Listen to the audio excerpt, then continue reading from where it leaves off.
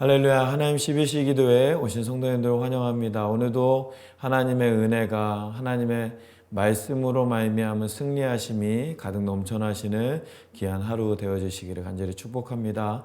오늘 우리가 함께 묵상할 하나님의 말씀은 마가복음 16장 12절에서 18절까지 말씀입니다.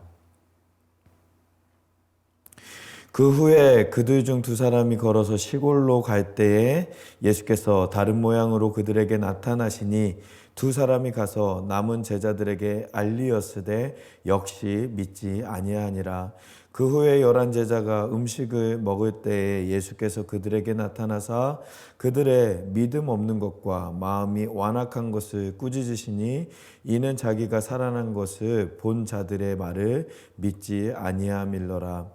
또 이르시되 너희는 온 천하에 다니며 만민에게 복음을 전파하라. 믿고 세례받는 사람은 구원을 얻을 것이요 믿지 않는 사람은 정죄를 받으리라.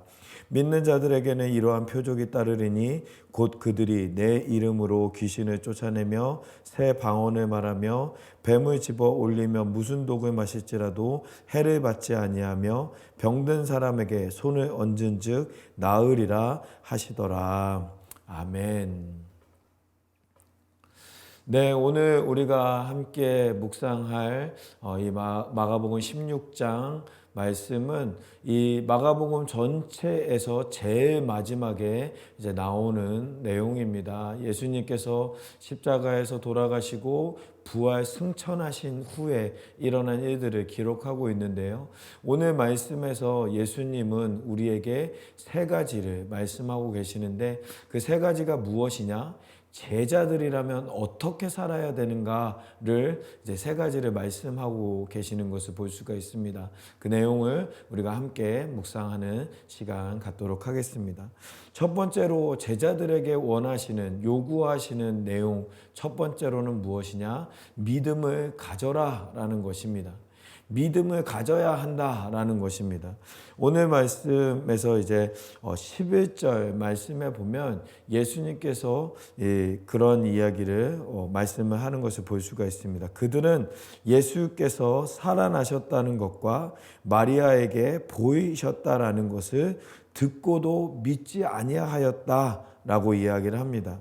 또 13절 말씀에도 동일한 말씀이 나옵니다. 두 사람이 가서 남은 제자들에게 일렀으되 역시 믿지 아니하더라라고 말씀합니다.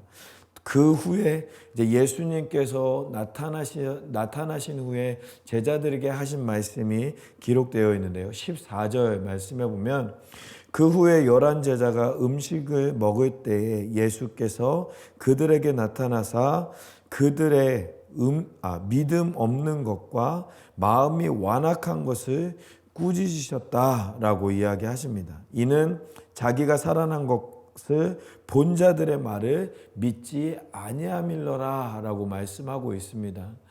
예수님을 본 사람들의 말을 믿지 아니함으로 말미암아 그들을 꾸짖었다라고 말씀하고 있습니다. 첫 번째로는 믿음이 없는 것을 꾸짖으셨고 두 번째로는 그들의 마음이 완악하여졌다라는 것을 꾸짖고 계셨다라는 것을 말씀하고 있습니다. 여기에서 마음이 완악하여졌다라는 말은 이 마음이 완악하여졌기 때문에 믿음이 없었다라는 것을 의미하는 것이죠. 그 말은 그 출애굽 당시에 바로 왕에게 하나님께서 하셨던 말씀입니다. 바로의 마음이 완악하여졌다, 그의 마음이 강팍하여졌다라고 말씀하셨는데 동일한 말을 이제 예수님이 그 제자들에게 하신 말씀을 이제 우리가 기억할 수가 있는 것입니다. 이 완악하여졌다라는 말은 불신에서부터 시작된 언어이다라는 것을 우리가 기억할 수가 있습니다. 사실 그 인간적으로 볼 때 그 믿지 못하는 것이 당연한 일입니다. 어떻게 사람이 죽었다가 다시 살아나는 일이 일어날 수가 있습니까? 그것은 말이 안 된다라고 생각하는 것이 제자들 입장에서는 당연한 이야기이지요. 예수님께서 죽은 것을 분명히 보았는데 그분이 다시 살아나셨다라는 이야기를 믿기가 쉽지 않았을 것입니다. 그런데 예수님은 그러한 와중에서도 예수님은 가능하시다라는 것을 믿기를 요구하고 계신다라는 것입니다. 우리 예수님께는 불가능한 것이 없습니다. 예수님은 무엇이든지 가능하시고 무엇이든지 하실 수 있는 분이 바로 우리 예수님이십니다. 그 예수님을 믿으면 불가능한 것이 없다라는 것까지 믿어야 되는 줄 믿습니다. 우리의 믿음 생활도 마찬가지입니다. 오늘 우리가 살아가면서 우리가 인간의 눈으로 볼 때는 믿지 못할 것들이 너무나도 많이 있습니다. 하지만 예수님의 능력에, 예수님의 역사하심에는 무엇이든 가능하다라는 것을 믿음으로 말미암아, 믿음의 눈을 들어 믿음으로 말미암아 나아갈 수 있는 우리 모두의 삶이 되어져야 되는 줄 믿습니다. 오늘 하루 우리의 삶 가운데 이러한 믿음이 우리의 삶에 충만하게 임하기를 간절히 소망합니다. 두 번째로 예수님께서 제자들에게 요구하시는 것, 두 번째로는 무엇이냐면 바로 복음을 전파하라라고 말씀하고 계신다라는 것입니다. 오늘 말씀 15절 말씀해 보면요. 또 이르시되 너희는 온 천하에 다니며 만민에게 복음을 전파하라라고 말씀하고 있습니다. 이 마가복음은요. 이 마가복음 1장 15절에 복음을 믿으라라고 말씀하고 있거든요. 그런데 오늘 말씀 16장 15절에는 복음을 전파하라라고 말씀하고 있다라는 것입니다. 복음을 믿는 것, 복음을 믿음으로 말미암아 제자가 되어지고 제자가 되어졌다면 복음을 전파하는 삶을 살아야 된다라는 것을 우리에게 말씀하고 있는 것입니다. 우리가 오늘 하루 우리가 살아가면서 복음을 전하는 삶을, 제자의 삶을 살아가는 우리의 삶이 되어지기를 간절히 소망합니다. 예수님은 그냥 이 복음을 전파하라라고 하는 것을 권면으로 하지 않으셨습니다. 우리에게 사명으로 주셨다라는 것을 우리가 기억해야 합니다. 제가 신학교 다닐 때요, 신학교 1학년 때 이제 학교를 처음 들어갔을 때 이제 놀랐던 그런 광경이 하나가 있었는데 그것이 무엇이냐면 처음에 신학교를 가면 선배들하고 이렇게 짝을 지어 주어서 이제 함께 교제하고 학교도 이제 소개해주고 그 선배랑 또 좋은 관계를 맺음으로 말미암아 학교에 적응을 잘 할 수 있도록 그렇게 이제 관계를 맺을 수 있도록 도와주거든요. 그래서 선배 한 명에 이제 신입생 2명이나 3명 정도 이제 신입생을 붙여주어서 같이 교제도 하고 대화도 나누고 하는 그런 시간을 갖게 되어졌습니다.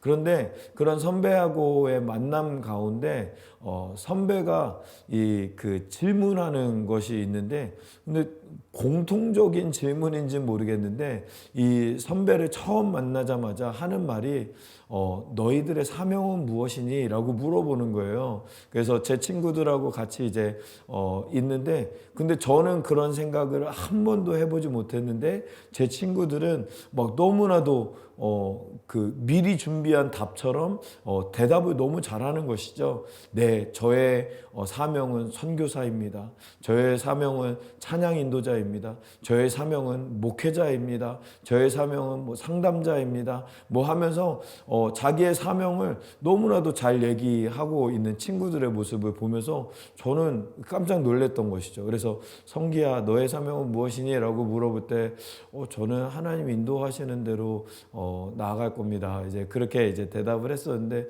마치 제가 이거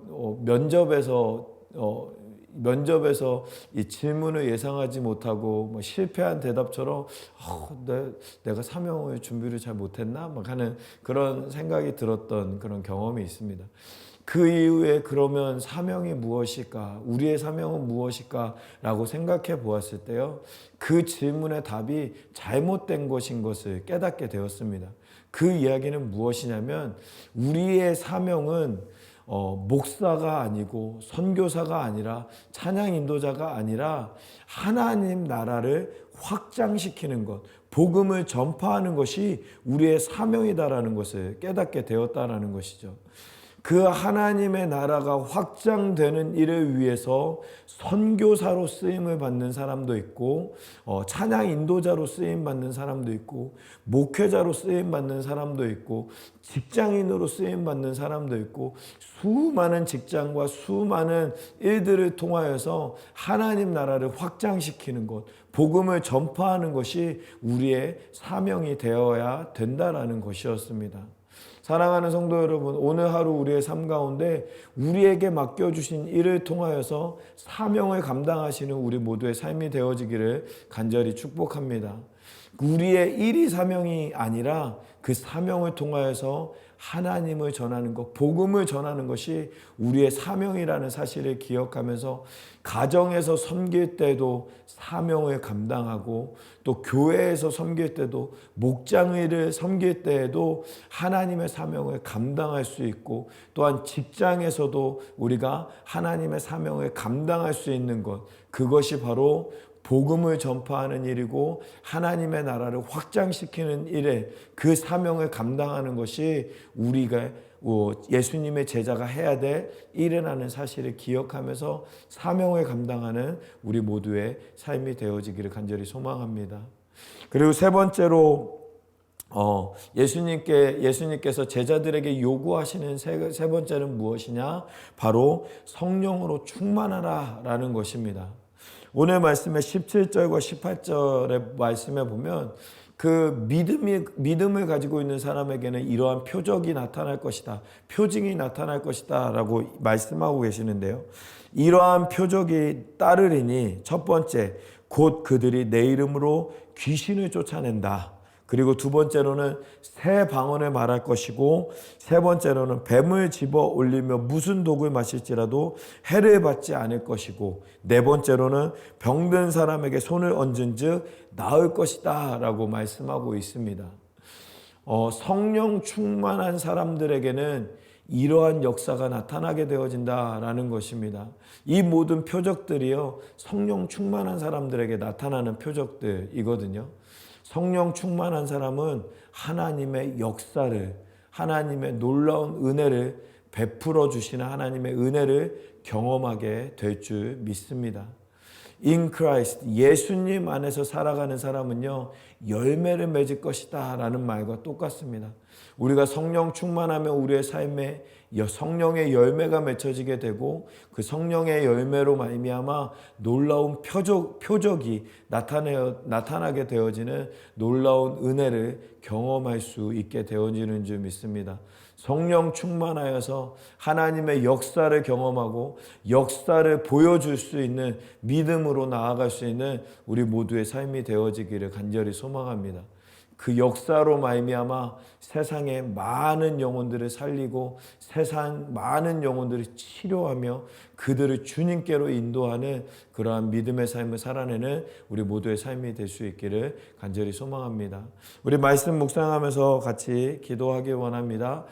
예수님의 제자들에게 요구하시는 세 가지 특징을 예수님께서 우리에게 말씀하여 주셨습니다. 첫 번째로는 믿음을 가져라 라는 것을 우리에게 말씀하십니다. 어떠한 상황에서도, 어떠한 우리가 믿지 못하는 상황 가운데에서도 예수님을 믿음으로 믿고 순종하는 우리 모두의 삶이 되어야 된다라는 것입니다. 두 번째로는 복음을 전파하라.